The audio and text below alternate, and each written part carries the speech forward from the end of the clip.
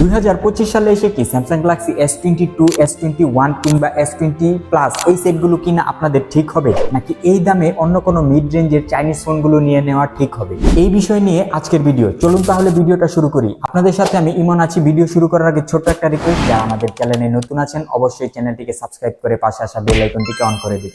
ওকে, দাম এবং পারফরমেন্সের কথা বিবেচনা করলে কিন্তু এইসব ফোনগুলো এখন বাংলাদেশ মার্কেটে খুবই অল্প দামে পাওয়া যায়, এবং এর পারফরমেন্স যে ড্রপ করবে বিষয়টা কিন্তু তেমন না, পারফরমেন্সও কিন্তু দুর্দান্ত পেয়ে যাবেন।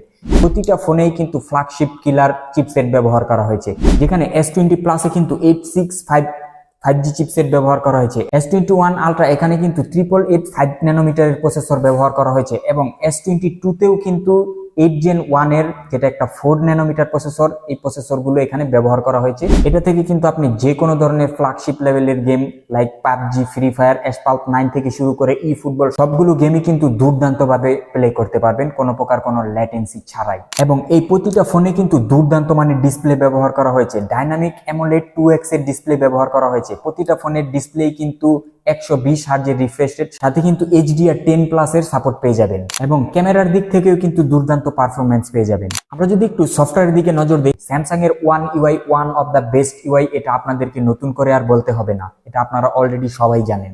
S20 প্লাসে কিন্তু out of the box Android 10 পেয়ে যাবেন, যেটাকে আপডেট করে 13 পর্যন্ত নিয়ে নিতে পারবেন, এবং S21 এও কিন্তু Android out of the box Android 11 পেয়ে যাবেন। এখানেও কিন্তু চারটা মেজর আপডেট পেয়ে যাবেন, এবং S22 তেও কিন্তু out of the box Android 12 পেয়ে যাবেন, যেখানেও চারটা মেজর আপডেট পেয়ে যাবেন, এবং সাথে কিন্তু One UI 6.1.1 পেয়ে যাবেন। এবং প্রতিটা ফোনেই কিন্তু UFS 3.1, শুধুমাত্র S22 তে 3.0 ব্যবহার করা হয়েছে। তবে S20 প্লাস এর আপডেটটা কিন্তু অলরেডি প্রায় শেষের দিকে, হয়তোবা ভবিষ্যতে আমরা এটা থেকে আর কোনো আপডেট পাবো না, এবং বাকি দুইটা থেকে কিন্তু অলরেডি আরো 2-1 আপডেট পেয়ে যাব।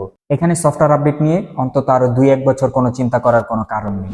তবে পুরানো ফোন মানেই কিন্তু ব্যাটারি হেলথ কমে যাওয়া, এটা স্বাভাবিক। যেহেতু ফোনগুলো বিগত আরো 2-3 বছর আগে লঞ্চ করা হয়েছে, সেক্ষেত্রে কিন্তু ব্যাটারি হেলথটা কমে যাবে, এটা স্বাভাবিক। তবে কেনার সময় অবশ্যই ব্যাটারি হেলথ গুলো ভালোভাবে দেখে শুনে কিনতে পারলে কিন্তু আরো 2-1 বছর সার্ভিস পাওয়া যাবে। এমনিতে স্যামসাং এর সফটওয়্যার অপটিমাইজেশন কিন্তু খুব দুর্দান্ত হয়ে থাকে, এর জন্য কিন্তু তাদের ব্যাটারি হেলথটাও অনেক ভালো থাকে, অনেক দিন পর্যন্ত ইউজ করা যায়, তেমন কোনো সমস্যা হয় না।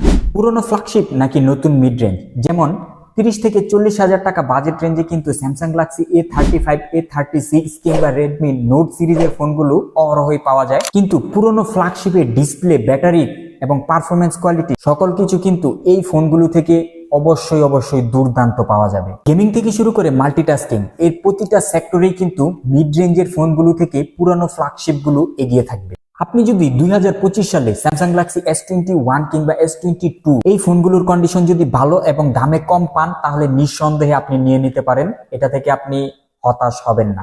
তবে S20 কিংবা S20 প্লাস এই ফোনটা কিন্তু অলরেডি আপডেট শেষের দিকে, এটাতে হয়তোবা আমরা ভবিষ্যতে তেমন কোনো আপডেট পাবো না, তাই এই ফোনটা রিকমেন্ডেশনের বাইরে থাকবে। বাকি দুইটা কিন্তু এখনো রিকমেন্ডেশনের ভিতরেই থাকবে। আর হ্যাঁ, এই ফোনগুলো কেনার আগে কিন্তু অবশ্যই ভালোভাবে প্রতিটা সেক্টরে চেক করে নেবেন, প্রয়োজনে অনলাইনে EMI চেক করে নেবেন। ক্যামেরা থেকে শুরু করে পারফরমেন্স প্রতিটা জিনিসই কিন্তু চেক করা যায়, সকল কিছুই কিন্তু চেক করে তারপরে কিনবেন। তো বন্ধুরা, ফাইনাল কথা হচ্ছে, মিড রেঞ্জের ফোনের তুলনায়, যেমন 30 থেকে 40 হাজার টাকা বাজেট রেঞ্জের ফোনের তুলনায় এই ফোনগুলো কিন্তু ভালো পারফরমেন্স করবে, দুর্দান্ত পারফরমেন্স করবে, এটা 100% শিওর।